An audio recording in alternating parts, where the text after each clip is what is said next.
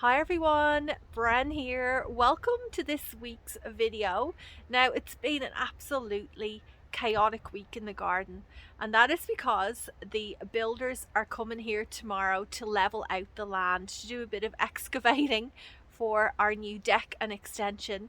And I have been an absolute crazy woman. Every spare minute I've been out here taking cuttings, digging up plants, transplanting a tree, pruning back another one. Yeah, it's been madness. I'm almost at the end of it now, so tomorrow morning the builders are coming, and then then it's done. So I was planning this week on sowing a heap of seeds, and I just didn't get time to do a load of them. I did get a few done, so I'll show you that a bit later on. Yeah, and I'll also show you how the garden is looking in its current bare state. Well, at least you can see here in the back garden it's looking pretty empty. And then at the very end, myself and my husband went to Sydney last weekend and we had a little wander around the Australian Botanic Gardens. Sorry, I got cut off. What I was saying is we went to the Australian Botanic Gardens right by the Opera House. I got some really nice footage that I will share with you, and there was one garden bed in there in particular that was magnificent. It was absolutely like just a rainbow of colour, full of the Australian native paper daisies or straw flowers. Oh, gorgeous. I can't wait to show you that. That will be at the very end of this video. So anyway, please sit back, relax for a few minutes, and let's get into it now. I harvested the rest of the lemons on our tree yesterday, and this isn't even all of them. I've got lots more fruit to pick on the branches that I chopped off yesterday, like this one with 4 big juicy lemons. Let's take a look at the lemon tree in its current state. It might be a bit shocking to some of you, but bear with me. Here it is. I've given it a skeleton prune, which is actually a thing, and I have done this once before on this tree. I think it was pre-social media, or before I started posting on social media, and it does bounce back. It takes a couple of years, but then it just like bursts in an explosion of growth with lots and lots of fruit. It's kind of like rejuvenating it. I'm just looking at all these lemons, hoping it's not going to be the very last harvest. The thing is, with that lemon tree, when I gave it the skeleton prune before, I didn't move it, I didn't relocate it, but this time I am, which could put a lot of stress on a tree, and I don't know if it's going to survive, but I'd much rather give it a try than just, chop it back and say that I didn't put any effort into it. If you're wondering what that noise is, I have the hose here on the base because I'm trying to saturate the soil to make it easier to dig up. Unfortunately, our builder said that he's going to give it a go tomorrow. He's going to try and get this out of the ground for me because I just don't know if I'd be able to do it myself. And I'm hoping to transplant it elsewhere in the garden. Now, if you're new to the channel, the reason why I'm doing this is because we are renovating, and where this tree is currently located is going to be an extension. The two girls are probably a bit confused because, I'll show you now, the garden is very empty. I've been clearing it out over the last 2 months, but this week I gave it one final big clear out, and most of the trees, shrubs are gone or either cut back. Over here it looks a bit like, I guess, is it a crater? I don't know the proper definition of a crater, but this is where I had the Vioja tree or pineapple guava. I finished digging that out. I was getting a bit rootless towards the end because it was really stuck in there, so I used a big blade to cut off some of the roots. You can see here, like, they're still in the soil. I'm hoping I got enough of the root for the tree to survive. I'll show it to you now. Here it is. I also gave it a trim off the top to help with transplant shock. It's looking okay so far. I'm thinking of giving it a really decent feed of seaweed solution that will help it settle into its new location. Crossing my fingers it survives. Oh, I really hope it does. It's looking okay so far though. I hope none of you have just tuned in for the first time and think, what's this person going on about? Look at the state of her garden. I promise you my garden did look nice once and it will again. And this is probably the main part of my garden, but I do have some other spots like the raised bed area and out the front too, where I'm still able to grow plenty of beautiful fresh vegetables, fruit and flowers. Oh, look at the two chickens. Snowflake has some big worm and the two of them are fighting over it. Look at them. Gee, she's running away, isn't she? They're still going. Do you see it hanging out? Actually, it's not a worm. It looks like a little lizard or something. Oh, has she got it? Have you given up already? Go on. Go and chase it. You might get a chance to have a bit of it. Go on. Oh, here we go. They're so entertaining, aren't they, chickens? I've been really looking forward to showing you this. Remember, I planted these a few weeks back. I purchased them. Here I've got the tag. They're a scented daffodil. They're flowering. Oh, and the smell here is just divine. It's really strong. They're little dainty daffodils. Multiple flowers on the one stem. Yeah, I'm pretty happy with these. A few new flowers this week. These are the Bellis Perennis, also known as, I believe they're also called the English daisy. And down here, the first polyanthus flower. Won't be long now. It's actually quite warm out today. I can feel it.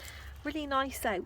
I think the weather is starting to turn for us. Oh, and I have a couple of Johnny Jump Up flowers. I may have showed them to you before. Then the stalk. And here these are a chrysanthemum, like a daisy type chrysanthemum. I can never pronounce the name of them, so I'll pop them up on the screen. These grow very easily here, self-seed around the garden too. Now I do love the scent of spring bulbs like those daffodils I showed you, or also jonquils too. They're one of my favourites. But I have to say, I do not think you can beat this. It's the wattle flower. Oh, it's like you open the back door and it just fills the whole garden up, and they're only just starting to bloom. They are the prettiest things. They don't hold very well in the vase, but I do bring bunches of them inside to the kitchen. They might last a few hours before they start to wilt, but the aroma does last at least a day for me, and I can always come out and pick some more. Now these trees were ones that I popped in maybe 3 or 4 years ago as little tube stock, and they've really taken off.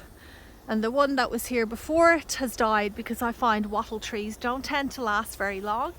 But oh, it's definitely worth keeping a succession of them going if you have the space. They're just absolutely magnificent. Yesterday I also had a seed sowing session. Now I got the seeds in the trays, but I actually haven't watered them. And usually what I do is I pre-water the seed raising mix, but I didn't do it for some reason. I think I just wanted to get it started. I was getting so frustrated that it was taking me so long to get going. So anyway, I'll go through quickly what's here, but these are all cut flowers for my small side hustle business, I guess you'd say. You know, it brings in a bit of extra income so I can buy more plants. And then over here in this tray are some tomatoes and chilies too, and I think there's a Cape gooseberry and tomatillo as well. In tray 1 I have some status special mix. These are sunflowers, yellow empress and radiance. I don't know if you remember, but last year I sowed sunflower seeds a little bit earlier than usual. I wasn't sure how they were going to go, but it was actually great, and I'm really glad I made that decision, because I now know that if I sow sunflowers in winter time and protect them in my little greenhouse, I'll get blooms sooner in the season. And here I have 2 trays of cornflowers. Now, I wasn't really sure whether I was going to grow cornflowers again this year, because I find them very time consuming to harvest. But I made the decision that I was going to grow them again, because they are a really beautiful, productive cut flower that produces in a period here in springtime when there isn't a lot of other blooms that I can grow as easily. I have some nigella here as well. This is a lovely fresh cut flower, and you can also let it go to seed. It has really unusual seed pods that can be dried and used in dried flower arrangements.